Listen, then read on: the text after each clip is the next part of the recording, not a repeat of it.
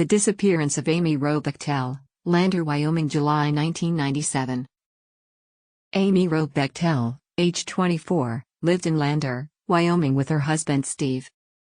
Both Amy and Steve had studied at the University of Wyoming, where Amy was on the track team. Amy and Steve met in college and would later get married. At the time Amy vanished, she and Steve had bought a new house. In the summer of 1997, Amy worked at a local gym.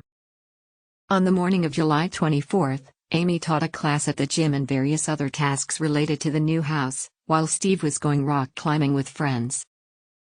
After teaching the class, Amy was going to a local store to find a frame for a photo she planned on entering in a contest, and finally, doing something she loved, planning out a run in the Wind River Mountain area of the Shoshone National Forest. According to the employees at the photo frame store, Amy left around 2:30 in the afternoon and seemed to be in a hurry as she checked her watch several times. According to the Charlie Project, authorities believe Amy left the business and drove to Shoshone National Forest to check the course of an upcoming 10-kilometer run planned by her gym. She had been seen running along Loop Road. A footprint similar to her sneaker was found there, but it was destroyed before police could attempt to match it. Amy is an avid runner. She has never been seen again.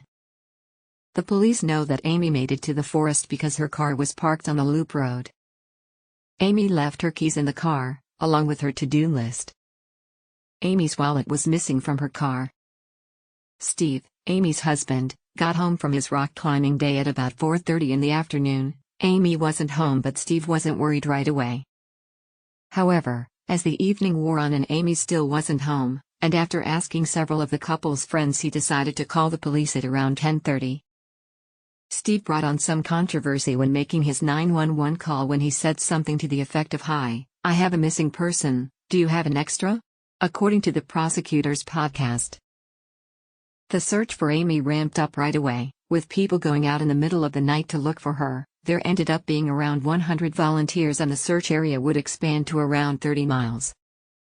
The police's first theory was that Amy was attacked by a bear or a mountain lion, but as the search wore on, there was no evidence of an animal attack. There was no sign of blood or a struggle. Although no one actually saw Amy while on her run, a woman who was camping came forward to say that she saw a woman that matched Amy's description in a truck that matched the description of Steve's truck. Steve would become the prime suspect in Amy's case after this eyewitness account and because the police found his journals in which he wrote about some dark things like violence against women. However, there's no real evidence against Steve other than these journals. The kind of truck that Steve drove was similar to many in the area, and at the time the witness claimed to have seen the truck, Steve was on the phone with a friend. Steve was interviewed by the police where the cops basically accused him of doing something to Amy. When Steve refused to take a lie detector test, the police kind of doubled down on the "Steve is the main suspect" theory.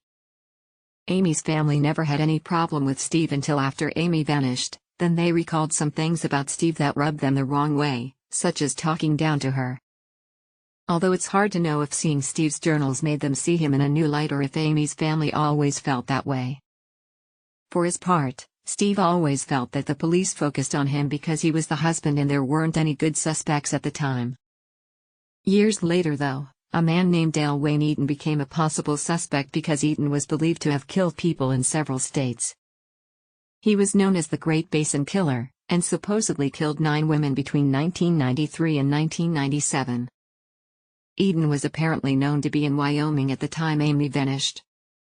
Again, there's no proof that Eaton visited the Shoshone National Forest in the summer of 1997 though. In my opinion, I don't think that Steve did it. He may have acted oddly at first and would have Amy declared legally dead in 2004, which is the 7-year minimum, in order to get remarried. There was no evidence that Amy was coming back, so wanting to declare her dead is understandable. Steve had an alibi the entire day, and I doubt his friends would cover for him, especially after all these years. And without the full context, Steve's journals mean nothing, at least to me.